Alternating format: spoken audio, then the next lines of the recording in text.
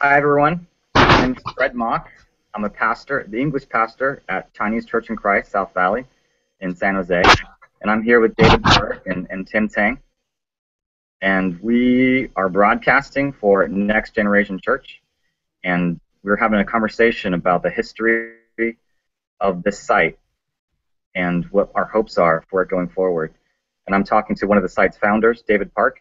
And David, could you talk with me a little bit about how this site started, what your hopes for it were, and how it's evolved since then? Sure. I was just looking back at the site. Some of the first posts were from back in 2006. So it's been a minute since the blog has been up. And when we started, we were just trying to just create some dialogue and kind of hang out our dirty laundry, so to speak, in terms of we know lots of Asians are online, and we know lots of Asians are Christian, but there doesn't seem to be a forum in which we could kind of really talk about some of the things that are bothering us, and then trying to figure out what does it mean to be Asian American and Christian at the same time. When I look at my African American brothers and sisters, sometimes that nexus is closer together, and so they can talk about ethnic identity and spiritual identity as kind of a one stream, and they can talk about their vocabulary of worship, their vocabulary of theology coming out from that stream of ethnicity and culture and faith. And I was envious of that, and just trying to see, well, where are we in this, and why can't the Asian American church help me decipher out some of my own dysfunction and pathology? And so I just started airing it out. It wasn't pretty. I feel like some of those early posts were just maybe too biographical and somewhat angst-driven. But I was coming from a perspective where I was a youth pastor at a Korean American church in Roswell, Georgia, right, which is in the Metro Atlanta area. It's not like this is a hub of Asian American culture, but realizing that there's something funny in the way that we're all very similar. We can all talk about church breakups. We can all talk about just this feeling where it's this weird little island from the rest of my life. It's not like school. It's not like work. Yet we didn't have much vocabulary for it in church. And the church, the vocabulary we used in church was all about worship and God. But we never had a mirror, so to speak. We never had a conversation. It was just all one way, which was fine when I was younger. But the older I got, I felt like I was dissatisfied, and it wasn't helping me unpack some of my skeletons in my closet. So we started the blog in 2006, and DJ Chuang was my biggest encourager and co-conspirator in trying to do this. And the blog slowly and sometimes quickly grew in fits and spurts, where we were, some larger audience with Sinchan Ra and Kathy Kong and Helen Lee, but really after we got past 2010 or so, I started to run out of gas, because I just realized some of the articulation and some of the airing out of dirty laundry had kind of run its course, whether it was Jeremy Lin or Deadly Vipers, or the fact that we're lamenting the sense that Asian American culture is just really quickly either assimilating or non-conversant and non-self-reflective, or moving towards a political agenda versus a theological one. I just really found myself kind of alone and not really sure what else to say, and realizing that, if this is not the conversation that other Asian Americans wanted to have, I was willing to kind of let it go. And then, it's been really interesting to see that the number of views on the blog, even though we haven't really blogged actively for, I want to say, a couple of years, the views on the blog have been surprisingly steady. And so just thinking, well, maybe the content is relevant, but I just really haven't had much more to say, and really asking myself, maybe the questions I have weren't that relevant, or maybe I'm not in the seat of influence. Like again, Atlanta's not necessarily epicenter of Asian American culture, so maybe I just kind of said, okay, I'm happy to see where else this conversation is popping up, and then lo and behold, it seems like it's popping up again with you, Fred, and a few others, and so I'm kind of excited to see what the next generation of Next Generation Church becomes. Thank you, David. Thanks for sharing about that. Tim Tang's also here, and he has had a history with this blog as well. I know part of his participation was with the Open Letter, and he teaches, Asian American Christian history. So, Tim, where do you see this blog fitting in terms of where Asian American Christians have been and where it's going?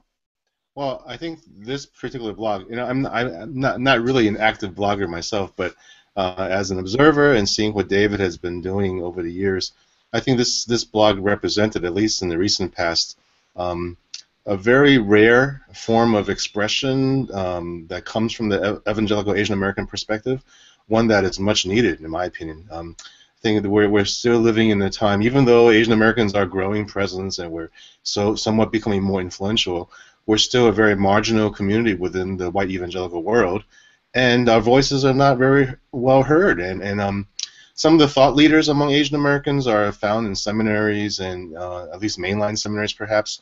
But there's really not much going on at the grassroots level. So what I really valued about this next generation blog is that it is pushing the envelope in terms of trying to get people to think about what Asian American evangelicalism is about, and we're trying to so there's a real need for thought leaders who can get out there and just raise questions and get people to think. I think this is part of the gospel work. It is trying to get people, the entire church, to recognize that all of us are a part of God's kingdom, and there should not be any voices that are marginalized or isolated. So for the future, this is hard work because it's very difficult to talk about this subject matter. As Asian Americans in general, our issues and concerns are very much limited in the national scene. So we have to be very creative and find ways to articulate new generative ideas. So my hope is that the next generation will continue to do this, and there'll be new generations of thought leaders, and like yourself, Fred, and other younger folks, even younger than you are, who can come up and really articulate. I mean, what I really, again, just to reiterate, what I really liked about what Next Generation's been doing is that they're taking discussions about race and ethnic theories and incorporating that with theology and evangelical spirituality. I mean, it's a great place, and we really, the whole world, the church world, needs to hear more from people who are part of this conversation. Thanks, Tim. So I totally resonate. You might have to edit this out, but my dog is barking. Sorry. No problem. Tim, I really resonate with what you're saying, and I found Next Generation maybe 3 or 4 years ago, and immediately I love the tone. I love the risk-taking to like ask questions like if Francis Chan is a sellout, the post about Jeremy Lin, just pretty much ask questions that for Asian Americans we talk about, but we do it secretly. We don't want to bring the conversation out in the open. And I thought to myself, I'm so glad that there's a voice that is willing to bring the conversation out in the open, because I'm tired of having this conversation secretly. Yeah. And so I admire the courage of David and others who are willing to make a voice out publicly and engage in the public sphere about these things. And it just really speaks. I live in the San Francisco Bay Area, Tim. I know you do too. So we have a lot of Asian Americans here, and like I said, I don't know people that are really articulating this voice out here, that are talking about what it means to be Asian American and a Christian, who embrace our cultural heritage, who aren't hateful about it, who don't resent it, and yet aren't politicized and understand it from a gospel perspective. So what I was looking for to add to this conversation is, can we, on one hand, affirm where we are from a gospel perspective, yet also be able to rebuke the cultural tendencies that are not part of the gospel, and to have that conversation be opened up. So I don't want to be like a whining voice. I don't want to be politicized, but I want to be able to rebuke the things that are going on, and that's where I'm coming from, because I sense a lot of Asian Americans question their own ethnic identity. They hate being yellow, and yet this is part of who we are, and they don't appreciate what that means. And there's just all these types of mixed feelings of kind of being in exile that haven't been fully expressed. And my hope for this platform is, I noticed that there was a lot less. There was a decrease in blogging, on this site. And I thought, you know what, I would love so much for there to be a regular voice, being prophetic, being rebuking what's going on and a conversation about those topics, because it's real. It's real for me. And there are more and more Asians coming to this area that are trying to figure out our way through the gospel and through culture. And I think it'd be so beneficial to have a voice to kind of guide that conversation, to know that people are not alone in wrestling with identity and with the gospel. So that's where I'm coming from, and I'm excited how we carry this forward. I'm excited to be able to bring some other people, some younger voices, because we don't want to be silent anymore. And I want to invite other people to argue with me, to disagree with me about what I have to say. And I'll probably need to grow a thick skin. I know that's been a difficult thing in the past, but that's kind of what I'm looking forward to, is having that conversation and to invite other people to disagree with me and to argue and to have that kind of voice. So thank you guys for being able to share about that today. Any other parting thoughts before we close this interview?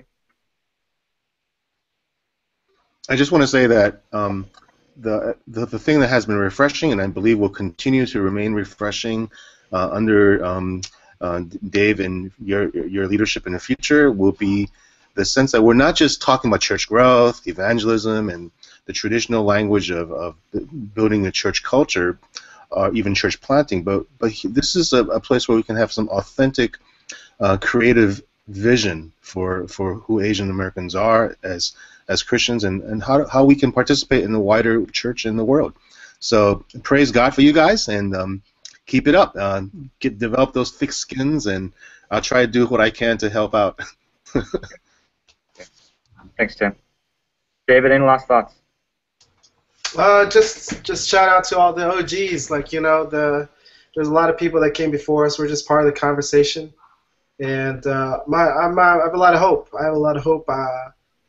And DJ and Dan So and Helen Lee and Kathy Kong and Singchan Ra and Dan Ra and Danny Yang, all the people that have blogged on this blog before, and there are a lot of people, like you said, Fred. There are a lot of people out there that maybe are thirsty for this kind of conversation. I know I am, but I felt like maybe it's optional. You know what I mean? And I feel like there's lots of good places to have this conversation. I'm glad we're going to revive this one. Let's take another swing at it. Yeah. Thanks, Fred. Thanks, David. So, I mean, my hope is this: God made us Asian and American, and there's a purpose for that. It wasn't accidental. God had an intention for it and a plan, and it's not. God didn't make a mistake in doing that, so we don't need to regret that or look down or despise that or sell out to that. But there is a reason and there's a purpose for that identity that God wants to use, and that's my hope in reviving or restarting what this blog is about. So thank you guys for the conversation, and look forward to what God is going to do next.